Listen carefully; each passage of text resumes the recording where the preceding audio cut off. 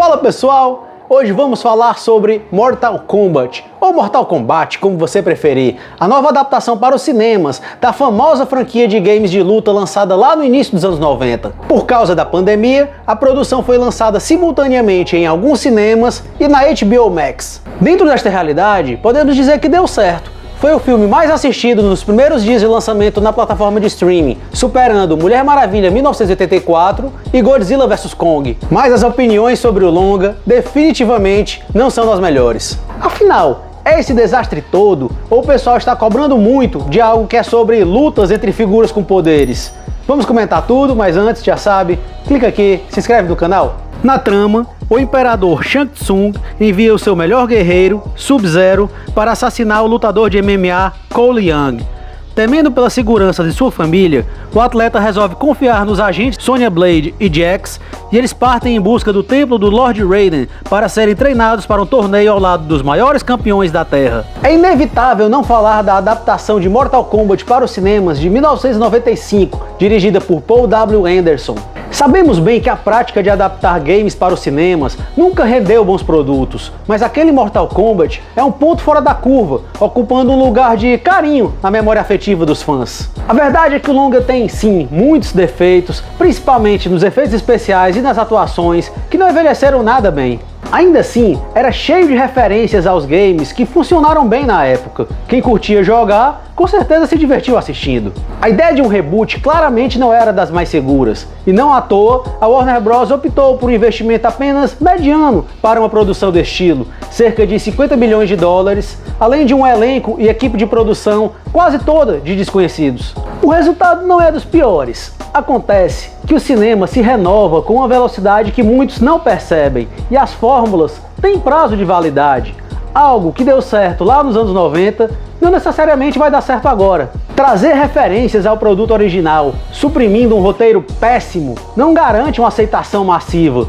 O longa está repleto de fanservice, e quem curte a franquia, com certeza vai abrir aquele sorrisinho de canto de boca ao identificar alguns fatalities, alguns poderes de certos personagens. Os realizadores fazem questão de distribuir essas lembranças, o que é algo bem positivo. Ao mesmo tempo, o fã mais calejado, que já não é mais pré-adolescente, deve achar desnecessário quando o personagem grita algo que acabou de acontecer, como Flawless Victory ou Fatality, tirando qualquer naturalidade que poderia existir. O diretor estreante Simon McQuoid até conduz cenas de lutas com boas coreografias, intercalada com os poderes que garantem o entretenimento, e desta vez não pouparam sangue, justificando a censura mais alta. Mas ele não deixa as cenas de lutas fluírem, pois elas são interrompidas com muitos cortes. Poucas são as vezes em que os dois personagens aparecem no mesmo plano. Não é nada que impeça a compreensão do que está acontecendo, fica até bem claro, mas se o principal chamariz do projeto são as cenas de luta, então espera-se que seja pelo menos um diferencial e não algo semelhante que já tanto vemos em produções genéricas. E principalmente, não existe um torneio Mortal Kombat no filme Mortal Kombat. Os vilões simplesmente querem vencer por WO. Como assim? O diretor até argumentou que a ideia de um torneio iria engessar a narrativa. Até faz sentido, mas não colocaram nada de criativo ou interessante para substituir. Então, fica a impressão de que eles realmente guardaram fichas para uma possível continuação. E temos que ressaltar a nova música tema, que se trata de uma versão remasterizada daquela que tanto deu certo no longa de 1995, transformar em algo completamente esquecível. A melhor cena é logo a de abertura, mostrando um ponto crucial da rivalidade entre Sub-Zero e Scorpion.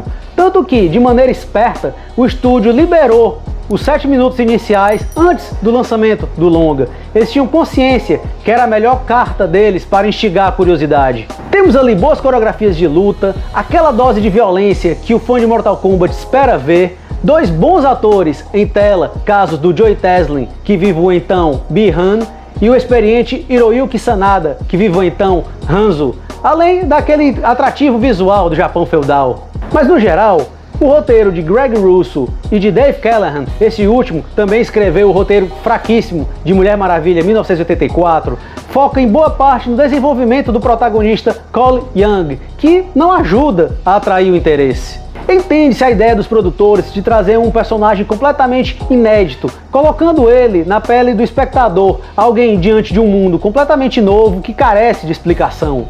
Mas é inevitável imaginar que, com um acervo tão grande de personagens nos jogos, poderiam simplesmente aproveitar alguém. Ao invés disso, o lutador de MMA fracassado, vivido pelo Liu Stan, é pra lá de genérico e a trama demora muito tempo só pra ele descobrir o tal poder que, sem entrar em spoilers, lembra mais Power Rangers do que qualquer outra coisa.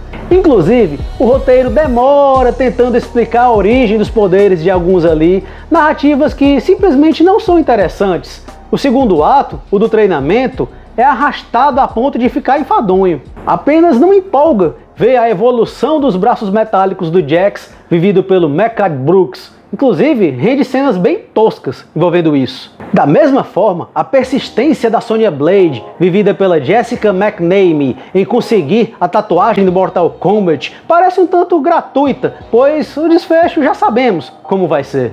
Eis que o Keno, personagem bem desvalorizado dos games, ganha camadas aqui pelo ator Josh Lawson e ele acaba roubando a cena, por incrível que pareça. Ele traz toda a canastrice que se encaixa bem ali. Ele é o cara que questiona quando do nada alguém aparece soltando uma bola de fogo ou qualquer coisa sobrenatural. E ele ainda traz piadas com referências à cultura pop, sendo um bom alívio cômico. O Liu Kang, que é o protagonista dos games, vira aqui um coadjuvante qualquer. O ator Lu Jilin até se esforça para trazer a serenidade que se espera de um mestre das artes marciais, mas o personagem em si só tem de interessantes os golpes e poderes que todos já conhecem mesmo. Ainda inventaram, não sei porquê, que ele é primo do Kung Lao, vivido aqui pelo Max Huang, que até tem um visual bem estiloso, consegue render umas boas cenas com a sua personalidade debochada, mas quiseram que ele ficasse pelo caminho.